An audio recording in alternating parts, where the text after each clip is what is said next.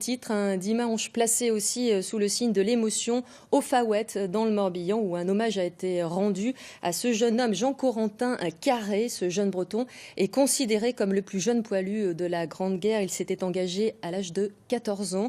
Il est mort au combat il y a tout juste un siècle, le 18 mars 1918. Une cérémonie était organisée aujourd'hui dans sa commune natale du Faouët en présence de membres de sa famille. Adélaïde Castier, Marc-André Mouchère. 1914, la guerre éclate. Et dès lors, Jean-Corentin Carré n'aura qu'une seule idée en tête, s'engager. L'arrière-petite-nièce de l'enfant soldat Guénaël Carré raconte le destin hors du commun de son oncle héroïque.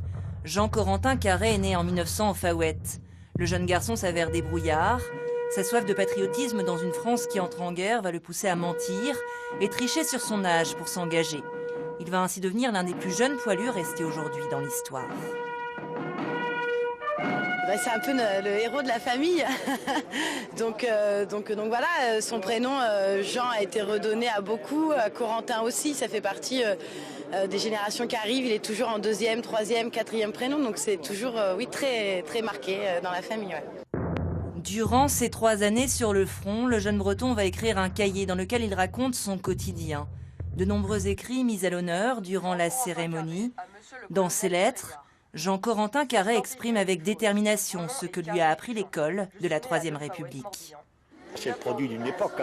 L'école, les instituteurs, ils roulaient pour la République, ils voulaient sa revanche. Réparer le traumatisme qui est né de la défaite de 70-71. C'était un élève brillant, intelligent, c'était un actif. Puisqu'il a eu son certificat quand même avec mention à 12 ans. Alors pourquoi lui, pourquoi pas les autres je pense que c'était dans sa nature à lui d'aller au fond. Dont le nom nous est cher. L'enfant soldat est mort le 18 mars aux commandes de son avion. Un siècle plus tard, le nom de Jean-Corentin Carré garde toute son importance dans son pays natal, le pays du Faouët.